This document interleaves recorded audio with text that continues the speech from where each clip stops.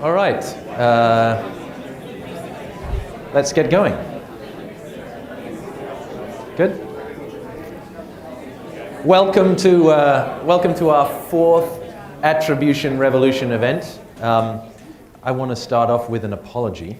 I am on drugs longer than the list, longer than my arm, because I'm just sick as a dog. So I can't even make sense today. So if I stop making sense, what you need to do is get your iPhone or Android device out. Remember that hashtag, shoot a video of me, and post it to Twitter. It's going to be great. My name's James Green. I'm the CEO of Magnetic. We do search retargeting, which means that we remember the things that you're searching for and then serve ads to people based on those preferences. And we care a lot about attribution because, generally speaking, people who have a more sophisticated approach to attribution find that our service works better. So this evening is a completely self-serving event for Magnetic. So thank you so much for coming. We are going to start out the evening with a video, right? Every single time we generate an impression online, we generate a piece of data. At the user level, every single click, ad engagement, visit to a site, user search, and even a purchase equates to more and more data. Data is stored in different systems and is being used by various media partners for multiple advertising strategies. We are swimming in massive amounts of data and have very few tools that create easy, actionable answers. With the right media measurement methodology in place, marketers can follow the consumer path from start to finish. We live in a world where it is almost impossible to live 60 seconds without seeing an ad. We have outdoor TV and the ever-expanding digital universe of online display, video, and mobile. The rise of digital advertising creates more questions and sometimes concerns about what, where, when, and how marketers should spend their media dollars. Without a solid attribution model in place, everything is called into question. Which creative was shown? Was it seen above the fold, below the fold? Who delivered the ads and in what time? Was it a publisher buy or purchased on an exchange? Did the campaign use search data, demographic, psychographic, and or site activity as part of the media buying process? And how do we measure the impact of advertising with so many factors in play? So attribution, how did we get here? It's really more of an evolution rather than a revolution. Today, what we see at C3 Metrics is we see, on average, 32 multiple touch points of advertising. Who's getting credit for all the stuff that's in the upper funnel? The answer is nobody. So attribution is the process of taking a conversion or a sale or something of economic value and attributing it back, distributing the credit for it to the marketing touch points that were measured prior to that conversion. If you think about what a CMO's problem is, it's that they're trying to manage holistically a campaign, a set of objectives with their audience, with their potential customers, or with their actual customers, regardless of the silo. So, whether it's search or display or video or mobile or social. The opportunity for businesses is to move beyond the notion of having a perfect answer and instead be able to take data that allows them to make directionally and incrementally better decisions. As much as we talk about how last click is a problem today, it's enabled incredible optimization, right? Just think about the performance that you're able to get out of search advertising based on last click attribution. But last click, everyone agrees, is imperfect. So if we can just begin to think about how to move incrementally beyond that without having to focus on the perfect answer, we can really begin to see those gains. The CMO needs to optimize where they're spending money, how they're spending money, how campaigns across different sectors interrelate to one another. And historically, that's just never been possible. We never had attribution. We never had cross-channel attribution because we didn't have the available data. In a perfect world, every time you show an ad to an individual, you would know exactly how you influence the consumer. You would know which ads were working, how they were working, what the action was, and how you should adjust the media mix in real time across every medium and with which data.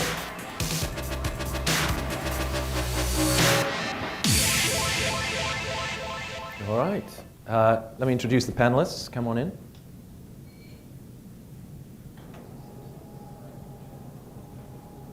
We got 4 panelists tonight. In no particular order, I'm going to start with Stefan at Google. We couldn't really have, oh, look at that, you've got a projection on your eyes. Can we shut the projector down? Yeah, there we go. That's much better. So couldn't be an online advertising event without someone from Google, really. So Stefan is here. Google, you know, their biggest products are all pioneered by last-click attribution. So, you know, and yet they're moving beyond it as well. So that's why he's here. Thank you, Stefan. Then, of course, we have Adobe, who have moved heavily into the space. Omniture and Kenshu and all of these other acquisitions they've done. They have a bunch of attribution models. And so both of these companies sell a variety of tools in digital advertising as well as attribution. And then we have 2 standalone companies that only focus on attribution. We have Paul and we have Jeff from Adometry and C3 Metrics. And we've chosen these 2 because they disagree with each other, which is always fun. But we're friends. It's true. Friendly disagreement. It's true. You'll see. I love the fact that you're sitting next to each That's other. just for the camera. What I'd like to do this evening is sort of start slow, start with a description of what attribution is, and then sort of slowly move forward. After each topic, I'm going to go out to the audience and encourage you to ask some questions. I prefer that format where you can ask questions as we're going along rather than waiting until the very end. So hopefully, and Jamie over there has a mic, she'll come get you. I'm going to stay as far away from all of you as possible so I don't give you the dreaded lurgy. All right, so Paul, why don't you start by defining what is attribution? Sure. So attribution is not a new term. Attribution really is just how do you allocate credit. I think what's new is the methods that we're now using and some of the new methods that are out there around matching media efforts with the credit and figuring out how much credit should go to different media activities. So last event measurement is an attribution approach. We decide to give all the credit to the last event clicked on or seen. Now we're coming up with other rules-based attribution methodologies and more data-driven algorithmic methodologies. And that's really what I would say is new over the last few years. Right. I'd like to add to that just a little bit. Already? Yeah, I know. Well, you know, how many of you here remember the days of using something called ACT? Anybody? Just a few. Some of us older folks in the audience here. ACT was one of these CRM programs that you bought this program, and it was. I remember it came with like 17 disks to install it, and it was like a contact management database that you installed, and this thing was incredible. And then this guy came along by the name of Mark Benioff, and he had buttons that looked something like this that said no software, because the idea was that you could move this kind of to the cloud or to something where you could log in. And so attribution, although last click is a form of attribution, it's a form of attributing credit. Really what we're here to talk about is we're talking about a movement away from this towards attributing credit to the folks who actually drive awareness, build intent, and actually drive conversions for whatever it is that you're selling. So, Stefan, he's wearing a button that says no last click. By the way, I'm sure he has more if any of you want one. I'm sure he'll pass them out for you. Absolutely. Talk to us about what some of the key performance indicators that we're moving to and where we are today with last click. Sure. I know the last click buttons are actually for me. They are. They gave me a handful, but I kept them for later. So maybe at the after party you'll see me all buttoned up. So I think you know what both Paul and Jeff said is very true. Attribution is really a shift in how we think about credit for the marketing activities that advertisers spend money on. And one of the things that I feel is even though you cross out the last click, it's really in the first instance mostly about validating, right? So it's not so much about running away and doing something else that might be equally flawed than last click. It's really about getting much more bespoke in the approach that marketers take in measuring the impact of their marketing spend. And that brings us to the topic of KPIs. So obviously that very heavily relates to what aspects of your conversion data you take into account when you make your decisions. And most of the time, where last click really shines is a sort of ROI side, right? It's very easy to calculate one ROI figure based on one conversion number, which comes from last click. But we also know that that ROI might differ if you take into account other parts of your conversion funnel. So I think one of the strategies that we see advertisers take to approach that problem is really to investigate their data in the first place, right? So when we approached clients, it was about how long are your conversion paths? How many interactions do you see your users take before they convert? And all of a sudden, that sort of was leading them to understand that one single position in their conversion path and the measurements that spin off that one position, weren't sufficient because it's just too much complexity associated with their conversion paths. Equally, we found advertisers that understood all of this and they had really short conversion paths, right? So that users weren't even that engaged with the marketing materials. So they made a very quick decision and it was largely direct response. And that was also insightful because all of a sudden they had much more trust in what came a bit under scrutiny. So I think it's really about developing this understanding of your conversion paths and then derive those KPIs from there. So Jeremy, I'm going to ask you a question about branding versus performance. Do you have an opinion on what sort of KPIs there should be for those two different tactics? So I just think so from what we've seen with our customers, the whole shift with attribution has gone from just initial indicators of what's the last thing people interact with before converting to really what's the perspective my customer has with our brand, with awareness of understanding the company and learning about them, all the way through what finally triggers them to make that conversion. I mean, we're in an age now where everyone has a mobile phone in their pocket that they can bring up website and start surfing the web. A lot of our retailers are facing problems with showrooming, where people go in and they'll go and bring up price lists and they'll start their investigation, their research, but that in itself doesn't usually mean the commitment to go and purchase. They may go and do additional marketing touches. They may go and later do additional searching online. But really the whole point is you need to understand, what are my what are my marketing activities, marketing efforts? What am I really trying to drive? And that's why you want to be able to take in more into account than just last click. You want to be able to understand, well, what drove my awareness? What got them to know me? And then after that, what do I do to help guide them along that path to be a successful customer and help propel our business? So yeah. Go ahead. Yeah, that was it. Sorry, I heard this gap. I'm jumping in.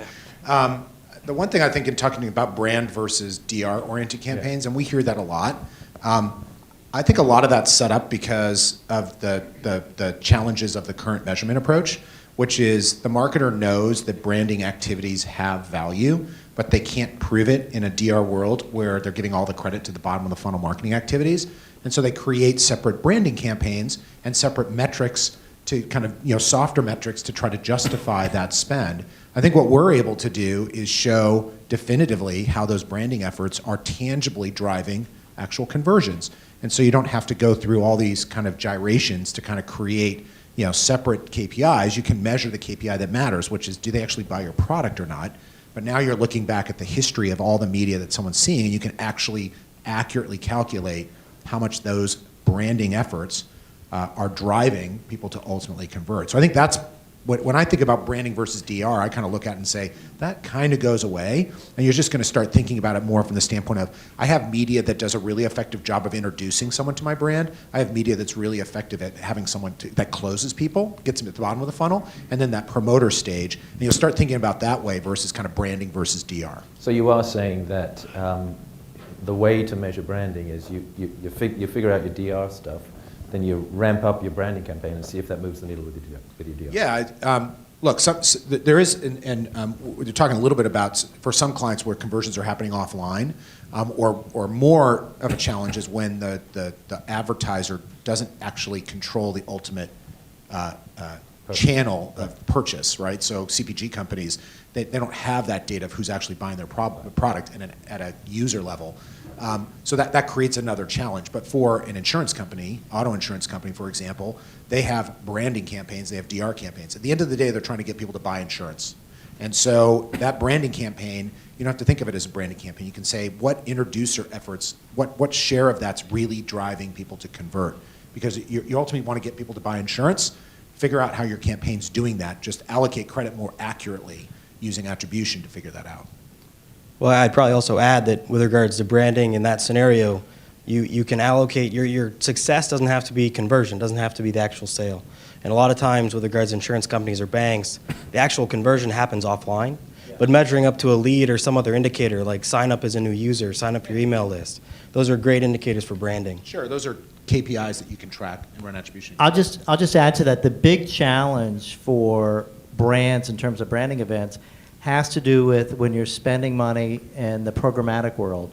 So you have this branding event at the top of the funnel, and your conversion event is down at the bottom of the funnel. So the way we kind of look at it is that for brands and the branding events, the conversion funnel is actually upside down. So the real key of a real-time attribution platform is to be able to actually send the real-time signals necessary for programmatic buying, so that when you actually have an ad that within a time frame drives someone to your website or landing page, that's actually a conversion event at the top of the funnel and actually fires a pixel. So you have to kind of look at conversions. You have lower funnel conversions, so somebody buys something or does something online, and then you actually have upper funnel conversions at the top of the funnel. So brands, they need to look at digital in both the lower part of the funnel when there's actually buying activity and the upper part of the funnel when there's branding activity. So upper funnel conversion versus the lower funnel conversion. So the biggest growth area in digital advertising today has been RTB, which you just mentioned, and the biggest amount of data used in RTB is first-party data, so site retargeting. That's the largest component of it. So how do you deal with the fact that there's so much site retargeting going on out there, and you've got metrics that move all of that, but it effectively is stealing credit from upper funnel activities? How do you attribute that in attribution? Any of you? Well, so the challenge with all those activities are when you use last event attribution to judge performance, there's almost I look at it as if you look at how display activities on a post-click basis converts, you might get 1 out of 1,000 people to convert. And so your remarketing efforts might be 300 times more effective, which means you get 3 out of 1,000 people to convert.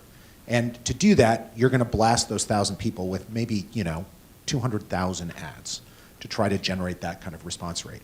And so the negative impact that you could have on those are the 997 people where you don't see how they're converting.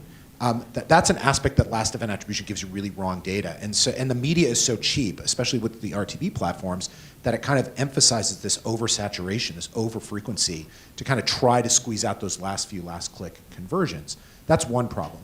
The other problem is exactly what you get at, which is kind of this aspect of stealing share, which is this is a person that's obviously expressed some interest in the product. Now granted, you got to get them back to convert, but how many of those folks would have converted anyway? And the retargeting companies are coming in and just throwing tons of media out there and getting that, it's essentially the equivalent of cookie stuffing that was going on before. And so it tends to overwash all the good marketing that's happened before that.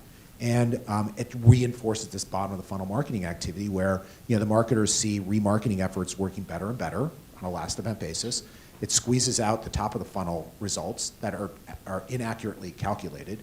And then they put more and more money to work on those bottom of the funnel activities, and they wonder why their business isn't growing, because they're not doing anything to actually build awareness or generate demand for their product. They're just doing a more and more effective job of harvesting the demand that's already out there.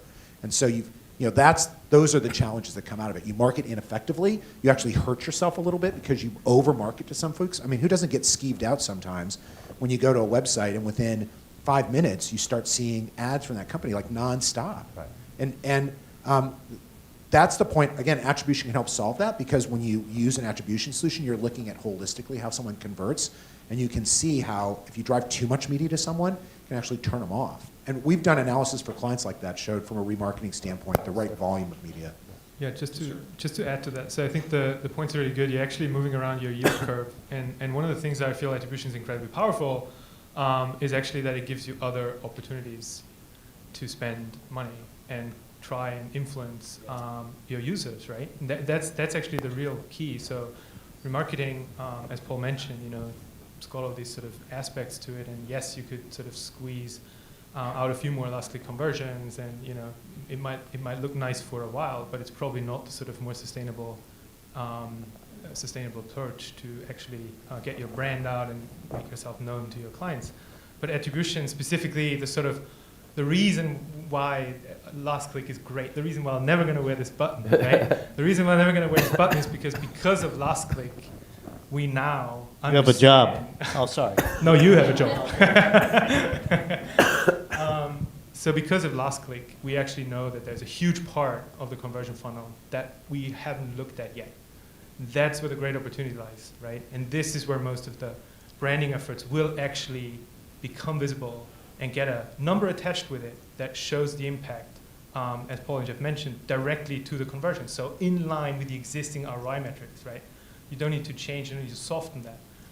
And I think that opportunity is something that is definitely more sustainable in some of the aspects that were outlined. For instance, with a more full-on approach in remarketing or ads that follow you around, right? I think that's why I like last click. I just want to, nobody here is mentioning the elephant in the room when it comes to retargeting is Facebook. How many of you surf the web every day, do your job, and actually have a tab open to Facebook? Raise your hand. Okay. Now how many of you know someone that has a tab open to Facebook?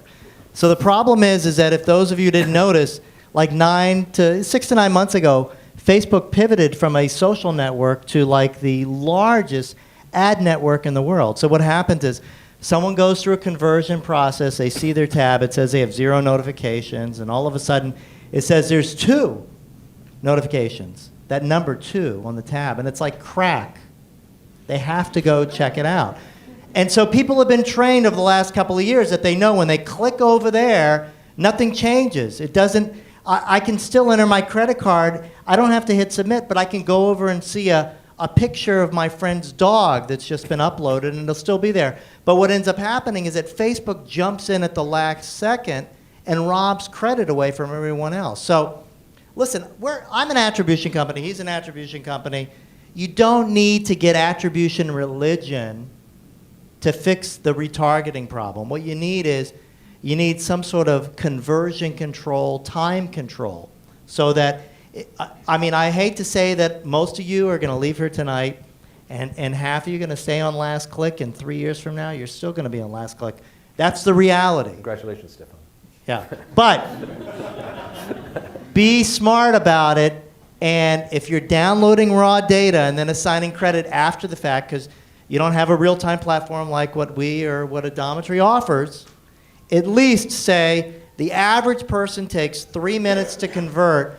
I'm going to throw anyone out who jumped in at the last second to try to get that last view or last click credit.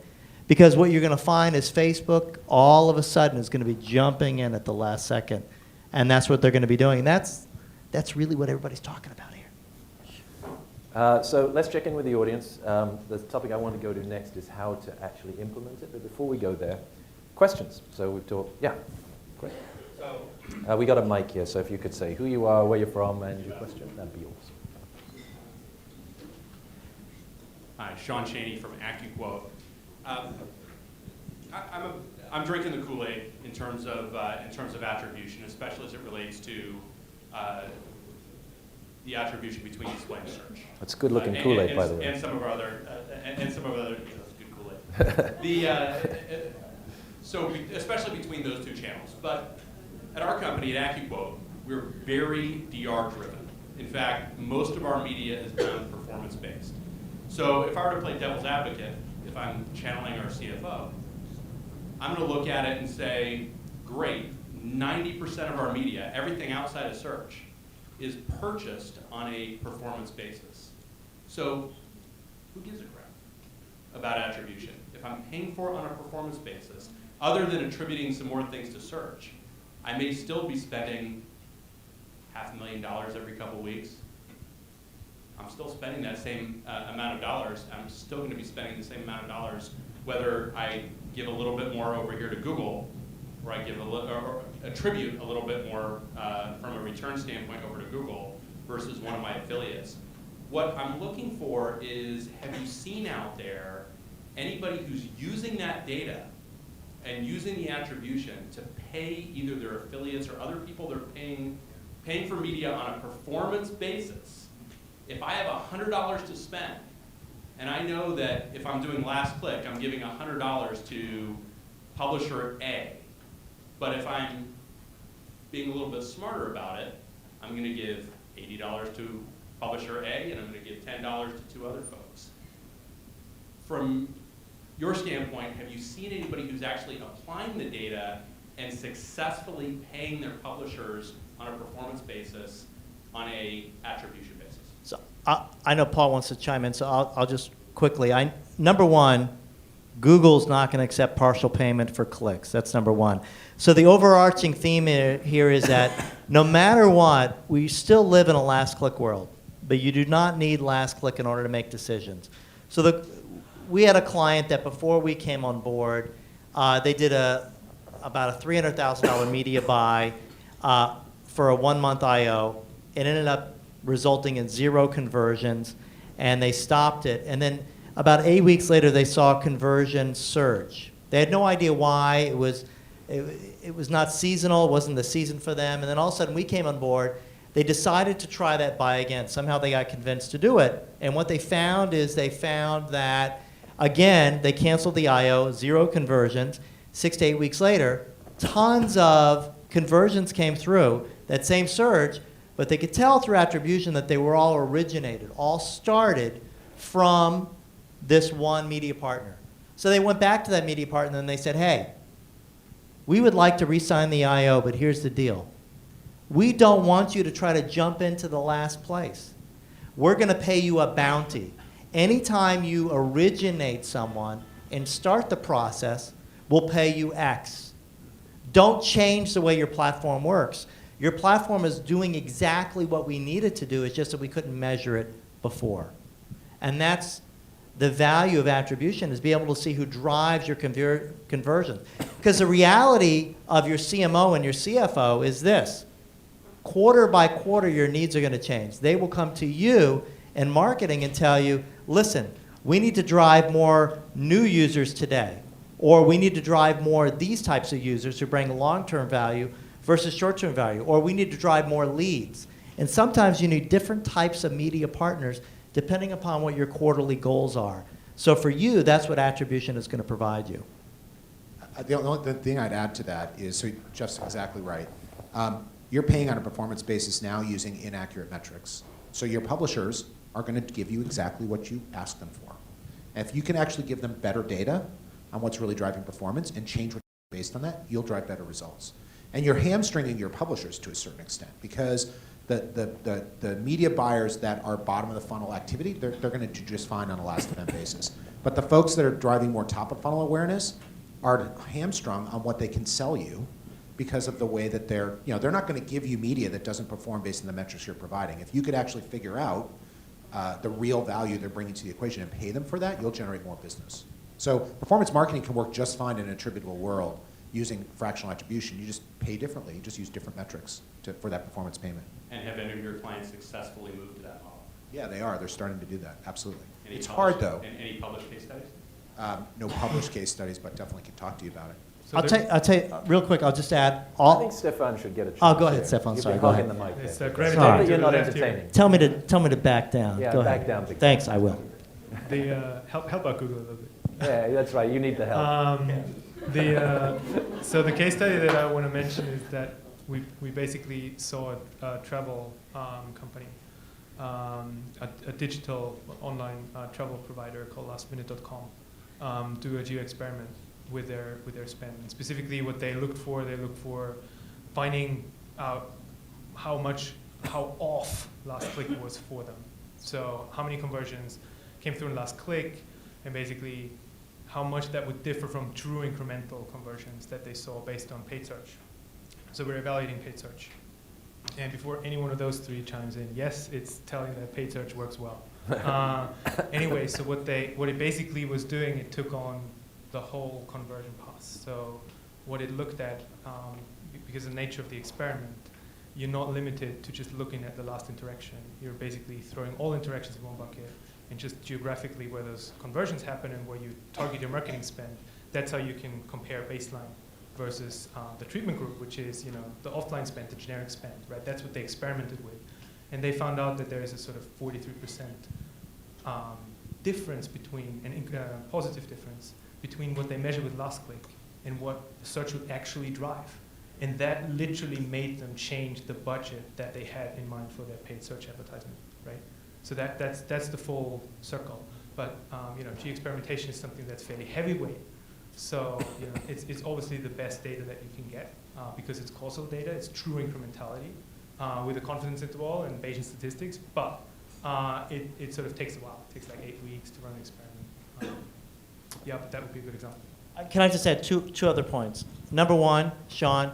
Jeremy, anytime you want to chime in. You're never going to get Value Click CJ to change their business model. They're making way too much freaking money. That's number one. Number two, if you're going to pay someone on starting and originating a purchase funnel, and you're only going to fire the pixel at the bottom of the funnel, it's not going to work. Programmatic buying and RTB works on firing pixels. So you need to have a platform that can fire pixels at all different parts of the funnel. Because if you're going to reward them on that, you need to fire the pixel to say, hey, you did a good job. That's it. Other questions on this subject before we go on to implementation? Yeah.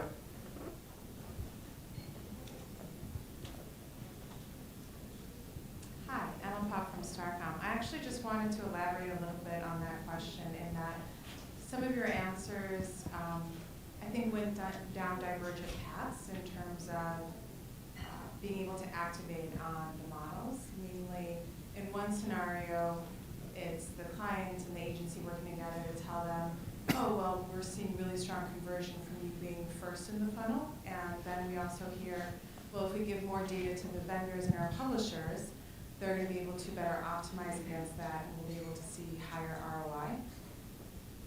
In terms of working with publishers with attribution models, how much information, how much data do you actually pass along for further optimization versus how much should you be kind of holding back and kind of giving piecemeal to test out and understand how to better work with the models? That's a great question. It is great. How much data should you share with the publishers? I'm going to, because you haven't had a chance to chime in yet. So I can try. So it probably depends first on your contract in regards to what you're expecting out of them. We have a similar with financial. Let's forget contracts for a second. Yeah. In an ideal world, how much should you share with the publishers? Well, in an ideal world, you want to let them know what they're doing. As was mentioned, you want to put the pixel in every place that you would see as success. In the stance of you want to be able to communicate, this is where you're doing well for us. So we have a client that has a similar situation where they had to trust the ad network. They had to trust them to say, hey, we're giving you quality people, but they had no idea. So they went on an effort to actually qualify through attribution and going beyond just last click to find out, are these people that are coming, yes, they're coming to my site, I'm getting them there, they do something, but do they make it to that final conversion? In this case, Financial Studio had offline conversions they had to factor in. Because the lead they only got up to a lead. They didn't actually get to a conversion. So theirs was even more complicated from the standpoint they didn't have all the information in a digital place. But overall, you want to be able to provide as much as you're comfortable with regards to your expectations for that network, but you want to be able to arm yourself with enough information so you can go back to them and kind of have an even playing field in regards to expectations and everything. So you're erring on the side of giving publishers more information. Assuming they're on your side and they're working towards your success metrics, yes. So I think there's a subtlety, though. So, and I used to be a marketer before running Adometry, and so I think there's a very bright line that needs to be between your analytics platform and your transaction platforms. So would I rely, otherwise it's like asking a barber if you need a haircut, right? So would I let a DSP run my attribution modeling and therefore give that DSP platform access to all of my media, whether I'm buying it through the DSP platform or not? No. But should I send back to the DSP exactly how well their media that they're selling to me is performing so that they can do a better job of optimization? Yes. It's almost like there's the curtain, right? We're behind the curtain and we see everything. What we send back to them is, based on how we see everything, we can tell the DSP exactly how well their inventory is performing so that they can use that data to a better job of optimizing. It's like instead of just firing a pixel, and we do this with a number of our TV platforms, we'll tell them every day how much fractional credit did they generate on the media they bought. And it's almost like an Intel Inside strategy. So they can use our accurate fractional attribution insight within their optimization platform and their bidding algorithms so they can bid more effectively using last event attribution. That's when it's a win-win situation. And that's how we attack the problem. So I'm going to ask you questions that you can because you're going to chime in anyway. So do you then share more publisher data with that DSP? Maybe it's anonymized, but do you tell them, you're here on the plan, you're here on the plan, now someone else is doing this, you don't? No, we don't do that. I mean, at the end of the day, it's up to the client. So if we're contracted with the advertiser or the agency to do this, we always encourage them. We say, hey, the publishers, the networks, the DSPs, these are your partners. They need to make money as well. And the key with attribution is this. Before attribution, before no last click, we were all playing the same freaking game. The rules were all the same. And now all of a sudden what's happened is the rules have changed. And it's changed for every single client. So for one client, you get this amount of credit if you're in this position. For another client, you get this amount of credit. So I need to be able to give your partners how they're doing, just like what Paul said, and how they're coming along. And I need to be able to give them that in real time. So that's where the pixel fire comes in. But in addition to that, you have the account execs who are trying to manage the account. So with our platform, we actually give them a login. But now we're going one step further because we understand that publishers and networks, they may be buying media for a client out of 18 different sources. So if they tag those sources uniquely, we'll actually provide them a way where they can actually input into C3 how much their cost was. And we promise with them we won't share it with the client. And some are saying, there's no freaking way I'm going to tell you my cost. But if they tell us their cost, we can spit back to them what is the most effective media that they can drive. Where can they spend the least amount of money to drive the most number of conversions for the client to make the advertiser happy and drive the most amount of profit for them? So that's what attribution can provide across the entire framework. Not only provide the numbers for the advertiser and for the agency, but also for the network as well. Did that answer your question? What do you want to get? You did? I Yeah? guess instinctively, I obviously believe in attribution going beyond last view, last click. At the same time, what you're talking about relies on a certain amount of interdependencies among your publishing partners. Yep. So how do you control for that in a while? Well, how to get everybody to play nice together. So the key is that at the end of the day, first off, let's assume that you can't get the client, because in order to do anything else besides last click, last view, you got to get the client to agree to that. And sometimes those discussions have to make their way all the way up to the C-level. It's like, hey, we've been selling steak since before you were born, my dear, and before digital was around, and this is the way we've always measured things. So you're telling me we need to look at the full funnel? Are you crazy? No. We look at the last action. That's the way we are, and we're never changing. That's how a lot of advertisers are. So for them, what can you do for them? Well, the first thing you can do is... Give them a button. Give them a button, damn right. You can try that, but you're not going to convert them over to last click religion. So what you need to do is try to clean up. Advertising data is actually, it's not big data, it's dirty data, and you need to clean it up. So the first thing you need to do is to clean out and throw away all of the ad impressions that were not seen. That's the first thing you can do. So if you just threw out all the ads that weren't seen and made last click, last view decisions just based on that, you would be doing a great service to your clients. ROI would go up. But then if you would do other things like throw out, like the retargeters who jump in at the last second that we talked about, and then, throw out Again. brand search that jumps in at the last click, which for big brands is about 90% of the last clicks. He's talking about Facebook. No, talking about Google. Said it before. But that allows you to spend more money on the non-branded search, which, by the way, is more expensive. All right. Then you're good. Let's move on to another subject. So let's talk about implementation. So I hate to go to you guys because you've been hogging the platform, but I'm going to go to you again because you disagree, at least mildly, about how to implement. So I want to start with you because you were just talking. Keep it short. How do you go about implementing it? Talk a little bit about the rules. So it's just tags that go up, but in terms of implementing, you don't want to jump into this and go all the way to full funnel for any client. To us, that's a huge mistake because you're talking about making massive changes very, very quickly. It's kind of like being at the top of the stadium steps in a football stadium and saying, just jump all the way down, trust me, you're not going to break a leg or tear a calf if you're over 50. It's definitely going to happen, I guarantee it. So what we recommend is you do things like throw out the data that's not viewed, throw out the ads that aren't viewed, and then do attribution, even using last click, last view based on that. Then you add in rules on top of that, and then you add in more rules and more rules. Our approach is to do a rules-based approach using the data that the marketers know, the folks that have been running the brand for the longest time. And remember, an algorithm is just a set of rules that you plug into a computer that you run at scale, right?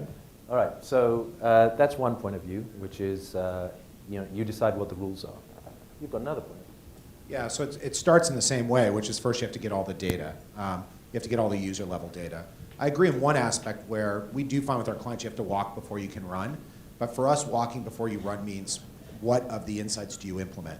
Pick the low-hanging fruit, the things that are very obvious to do. But once you have all the data, our approach is to use a data-driven approach where we let the data tell us how much credit to apply versus trying to figure out ahead of time what rules to use. I kind of consider it, you're going to get exactly the results you think. So your system's actually going to spit out a recommendation. We're going to tell you more accurately, almost like multivariate segmentation analysis. Similar concept. It's almost like a series of massive number of lift analyses we do in the data to see how a media element performs when it's in a converting path versus how that conversion path converts without that media element. And we do that across every permutation. That allows us to know exactly how much each media element is driving. From that, we then figure out what to implement. And there is an easing process with clients. They don't just jump right into the deep end. They kind of wade in to get results. But we think you have to let the data tell you what's really happening. Otherwise, you're beholden to whatever the rules are. If you want to make display look better, you just decide to give more credit to display. And guess what? Display will look better. Whether it's actually driving results or not, you don't know. So we think a data-driven approach is really required. I'm going to go to you next, but I just want to point out here that that's a really, really different approach. And so as you're working with clients, you're working with your internal organization, an organization that says, we know best is going to do better with a rules-based approach. And an organization that says, show me the data, and that's all I care about, is going to do better with an algorithmic-based approach, because half the challenge is cultural inside the organization. So, I have a question. Yeah. So how does your system integrate with like Tagman, and how do companies like Magnetic use your data real time to determine where to run ads? If you could just tell them who you are and where you're from. I work for Peapod. My name is David. Hi, David from Peapod. And I think how we integrate is no different. Whether you use a rules-based algorithmic system or a rules-based or algorithmic system, you still have to get the data. If you're using a pixel tag approach to collect data, and I'm sure C3 can do this, we can integrate our page tags with any tag management solution so that we can get our tags on the pages very efficiently. And we can put our ad tag through the ad server to collect the data that way. So collecting the data is kind of one aspect of the challenge. And then once you have the data, it's how you process it that's different between us. That was my question. Okay. Okay. Sure. A couple of questions in the back here. Yeah, in the blue shirt.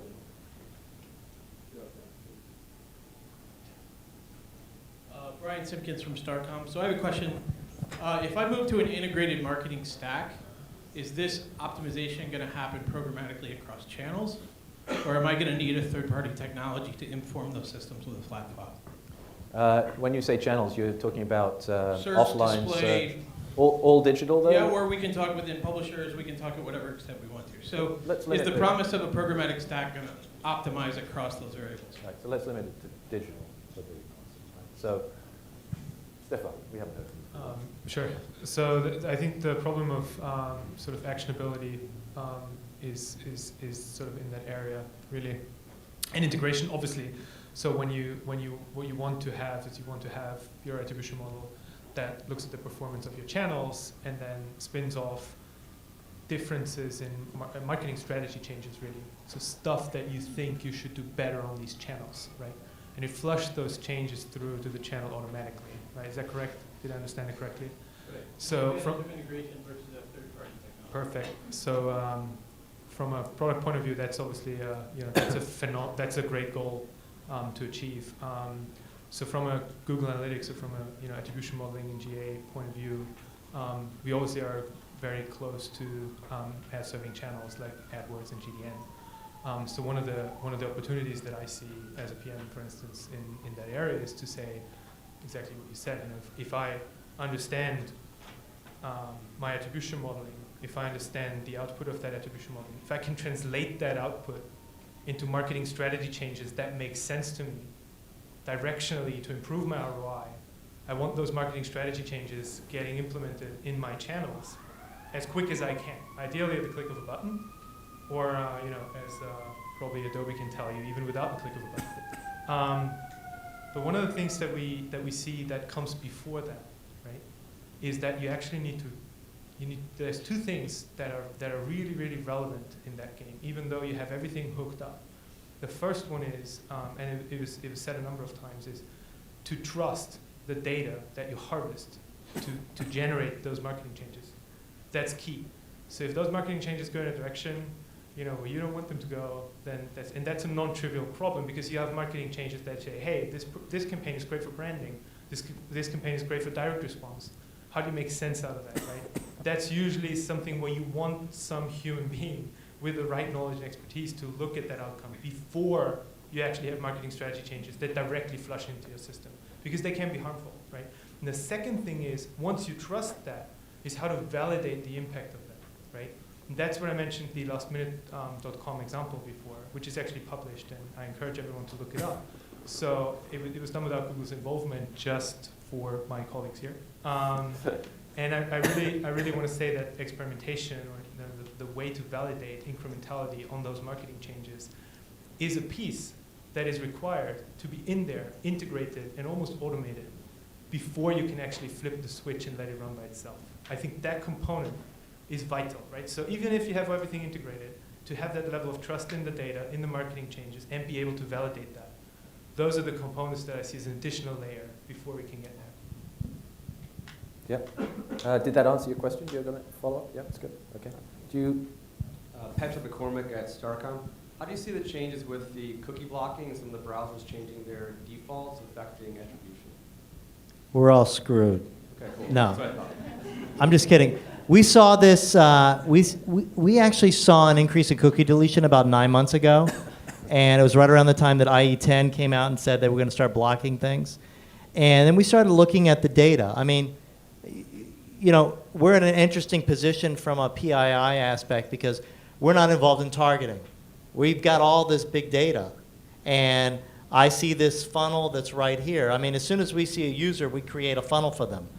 And then somebody converts, and I see their ID, and I say, I have this data here, and I have this hole, and I have this data here. And then there's something that matches perfectly, but it's a different user ID. So using kind of matchback technology, we've been able to kind of add that in using, I hate to say the word fuzzy logic, but it's the same type of technology that's being used to match across multiple devices, which we're rolling out as well. So being able to take that and roll it out towards a targeting side, that's totally different, because then you're dealing with a lot of privacy issues. But once we have all the data, there's a lot that we can do to kind of handle for that. Does that assume we still have a sizable collection of good data? So if it goes way the other direction, does that impact what we can do? So if you have some, so Mozilla stops tracking third party, you still have everybody else. But if everyone goes that direction, does that impact what we can do with the attribution? It's going to make it a little more difficult, but I still think based upon the methodology that we're utilizing, it's not going to be a problem at all. And we're anticipating that now that Mozilla has gone there, that Safari's already been there, Safari Mobile has been there forever, and IE10 is there. They say they don't think Chrome's going to be going there, but with the amount of authentication that they have for users, I don't think it'll be very long until they go there, because we've seen a lot of decisions that Google has made based on some FTC potential privacy involvement. So it wouldn't surprise me. That's going to be the direction that it's going to be heading. So just to clarify, IE10's not doing what Mozilla's doing. IE10 puts in the header that this person shouldn't be tracked. And do not track, sorry, yeah. Everyone's ignoring that. They're still collecting the data. Google, Facebook, everyone is. That is an important thing. Yeah. That So Mozilla is what they're doing is different, where they're actually going to make it an opt-in. You have to opt in to allow tracking to be set up, and that just like Safari. Yeah, just like Safari. Safari has like 5% market share. Mozilla has 26% market share, so it has a bigger impact. Safari mobile, iPad. How many use an iPad or an iPhone? Raise your hand. So all those folks can't be tracked, can't be retargeted, that type of thing. So this reminds me of CAN-SPAM 15 years ago, just with the in the email space, just all the angst around we have to have this kind of Uber opt-out policy, or everyone needs to opt in to get email, and the industry was able to coalesce, and the government coalesced around a pretty rigorous opt-out process, and it went away as an issue, and the privacy zealots out there that want to block cookies and block email are able to have their say, but everyone else is able to kind of get the content that they want to get. The reality is if Mozilla goes forward with what they say and everyone else does, everyone's just going to go to tracking vehicles like using e-tags or using other things that are way more privacy, have way more privacy concerns than a cookie does. And so I think it's really evident. I mean, I should be preaching to the choir. We all live in a cookie-based world. Yep. Folks should realize that it's a benefit to have something where the user, irrespective of having to figure out what sites are collecting data on them, that they could go into their browser and proactively set a fact that they don't want to be tracked. That's a real positive for privacy advocates.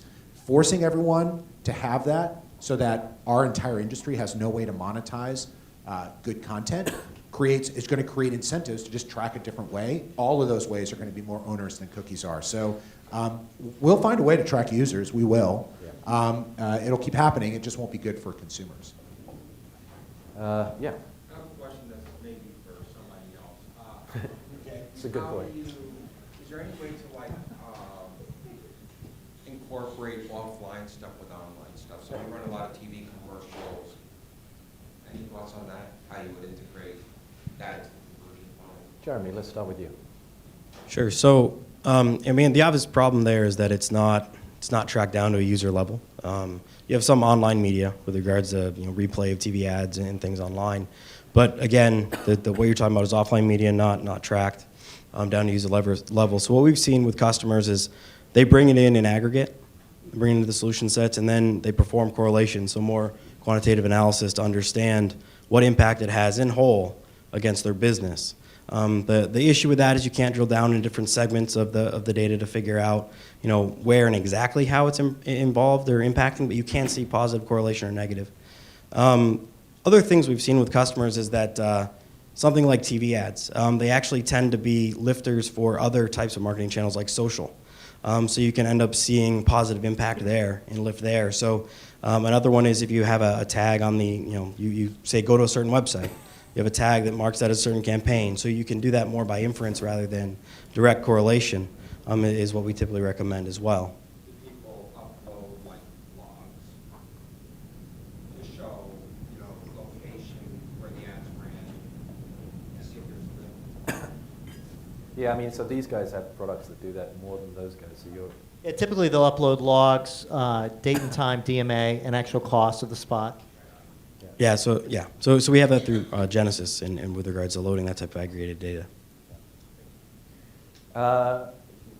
Moving more along that offline question, what about the effects of PR? And we talked a little bit about mobile and social, and how do you factor all of that stuff in as well, or is it just the same answer to that question? So it starts with just you have certain media channels where you have user level data, and then you have other media channels where you have aggregate level data. That's the distinction. We are finding opportunities to take traditional kind of offline media channels and convert them into user level like data. Like direct mail is a great example. Direct mail is a offline media channel, but we can take a list of direct mail pieces that are mailed out and match it to our cookies and be able to look at direct mail like any digital channel and run attribution on a very granular user level basis. But when you get into TV, earned and owned media, then you start using some of these more, it's still granular data, but it's not at a user level. What kind of match level do you see on direct mail, for instance? So that's a great question. It depends on the size of the advertiser.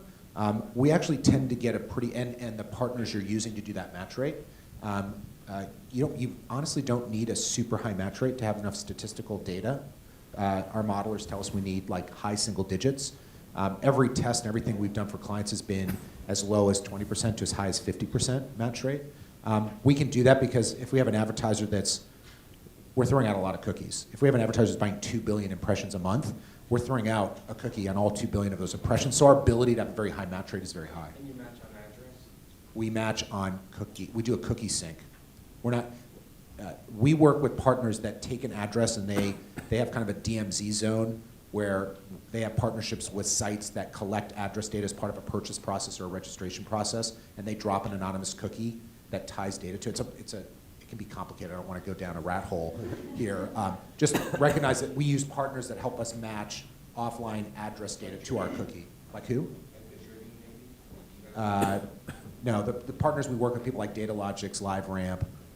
These are companies that do this. And any data company like Nielsen or Axiom or Epsilon that has lots of third-party data at a household basis that's now offering that in a cookie pool uses some partner to bring that data across to a cookie pool.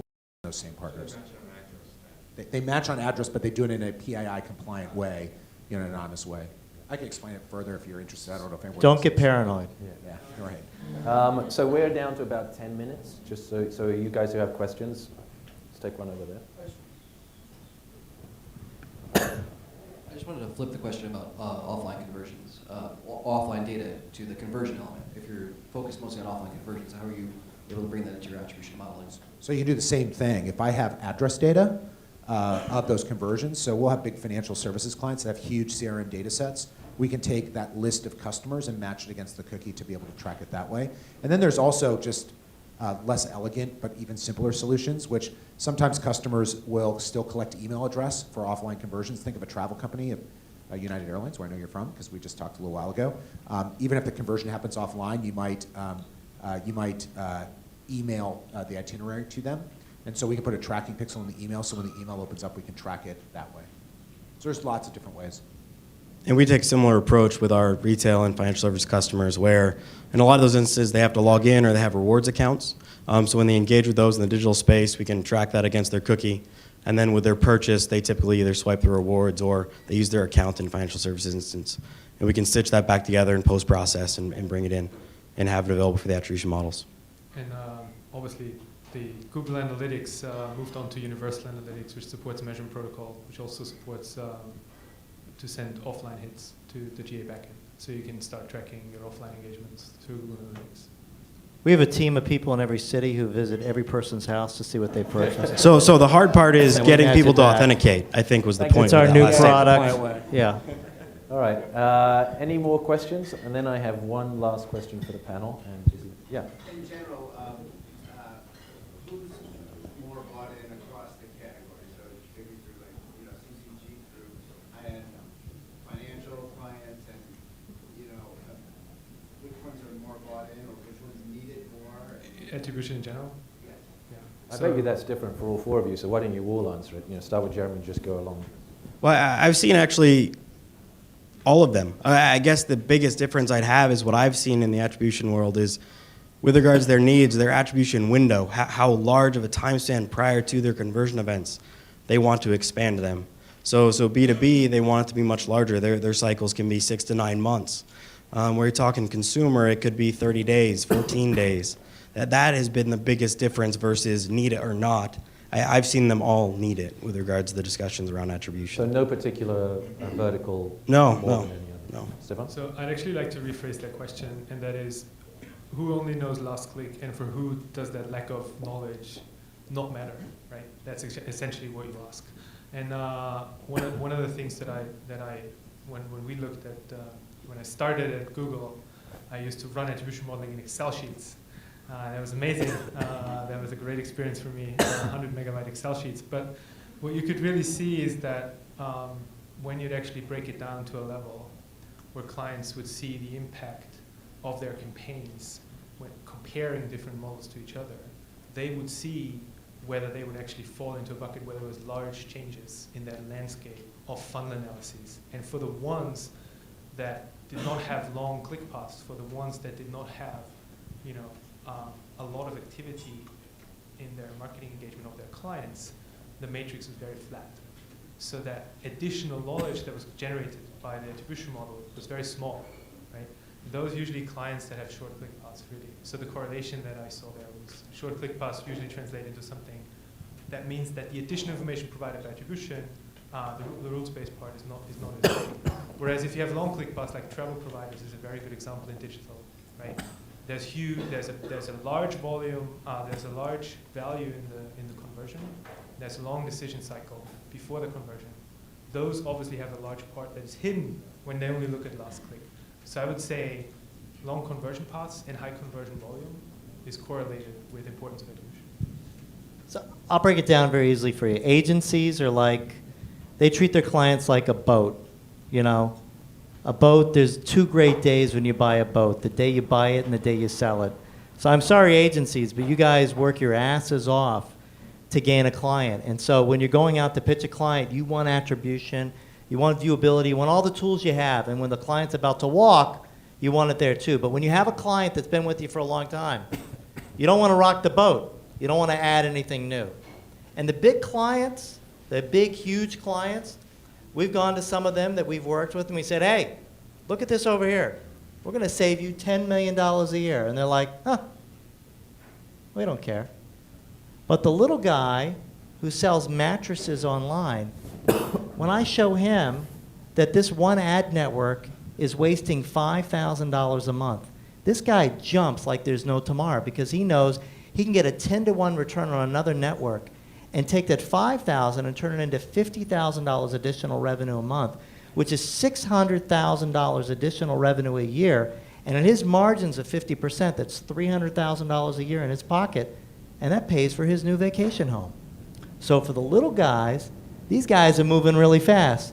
The big guys, they don't care as much. We actually have a different experience, a little bit more like Stefan's. Thank God. Yeah, well, so maybe coming at it from different angles. So again, the question was really which category? Right, what category? So the bigger the media spend in digital and the harder the conversion, those are the early adopters. So that's financial services, it's travel, it's telecom, it's automotive, actually. Although the purchase cycles are really long, they're pretty slow moving. They're spending an immense amount online. It's a little bit what Stefan said, which is, Stefan said that if it's a considered purchase where people are doing a lot of research on the web, that lends itself. So automotive, we're starting to see pharma, actually, even though it's not a hard conversion event, that's starting to crop up. Those are the early adopters. Multi-channel retail to a certain extent, EDU, another one spending a lot of money. So it's just go to the biggest advertisers that spend more, the biggest share of their budget in digital. Those are the early adopters that we're seeing right now. All right, so I've got one last question and then we're done. We can have some more drinks on the 27th floor. It's my favorite question. You've all heard it before, except Jeremy, you haven't, so you can go last. So you're ready. We'll start with you. When you run attribution, what's the biggest loser? So, you know, you run it, you see it over lots of categories, you see it in lots of places. Which media type, which media placement, which types of vendors, which ones most often do you find out are not creating value? Yeah, and so, don't say Magnetic. Yeah, Magnetic does great. They're go. awesome. So yeah, I usually go last. I get to be like the curveball at the end. So I'll do the more traditional things. So search does tend to obviously get less credit. But what I'll say is that a lot of times what we find is search might get less credit, but when you do a better job with attribution, you actually increase your search spend, which is always good for Google. And the reason for that is when you do a more effective, yeah, right. Everything comes back to Google. When you do a more effective job at building top of the funnel awareness, you build more interest, and that drives more search queries, and you got to be there to pay for that to harvest that demand. So even though search gets less credit, when you use attribution, you might end up actually spending more money on search because you do a better job. I imagine you get some insights into different kinds of search doing better as well. Yeah, right. You know, we talked about branded versus non-branded. You know, that definitely comes into play as well. I think the biggest losers are the folks that are out there that are cheating. I mean, one of the advantages of attribution is that all of a sudden you've got this kind of person. It's like Superman's cape. All of a sudden I'm overlooking your entire ad spend, and the folks that you've been running with for a couple of years now all of a sudden realize that someone is watching them. They've never been watched before. Like many of you will buy your display impressions and you'll look at the delivery every day if you're doing a great, phenomenal job, but more than likely at the end of every week to see if you're fitting the plan. But once you start looking at it on an hourly basis and you realize that 90% of your impressions are being blown out between midnight and 1, you realize this is probably not that effective. And then when you add in viewability and you realize that maybe less than 10% of your ads are actually being seen, you realize it's nice to have attribution there. So the losers in this game are the folks that are taking advantage of the fact that you have nobody watching things. and it's usually the middlemen that are kind of playing around. So I think we all agree that last click in its name has a position information. So the losers that we see are usually the ones that appear on that position that you try to move away from. And some examples I could bring up would basically bring things like affiliate channel, which is more likely to appear in the last position of the conversion funnel, and that is usually where I see you move credit off from that position and show performance on a different position on the funnel. So obviously that means that something that appears in that last click position more likely will lose out. Jeremy? So I guess I'd want to define winner versus loser here. The idea is that every day you have a job to execute and get customers to your site and have them convert, whatever that means for your business. And you're stuck with the challenge of you have a budget to work with and a target to reach. And then next quarter, same budget to work with, bigger target to reach. Next quarter, same budget again, even larger target. No, well, I don't know what Google has, but most companies work that way. Get more with less, right? So the idea here isn't winners or losers, but it's what's working best for you. So what we've seen with customers in the areas where they've been able to reallocate budget to put it more on the winner side, they pull back from branded search because they realize that organic's working well for them. They even pull back from display in the presence that they're seeing a lot of recycling. They're seeing a lot of the same impressions hit the same people over and over again without higher lift on positive outcome. So those are the two main areas that we've seen that people shifted from the loser bucket to the winner bucket, the one that drives more at the end of the day for their business. All right. Can I have a round of applause for the panel?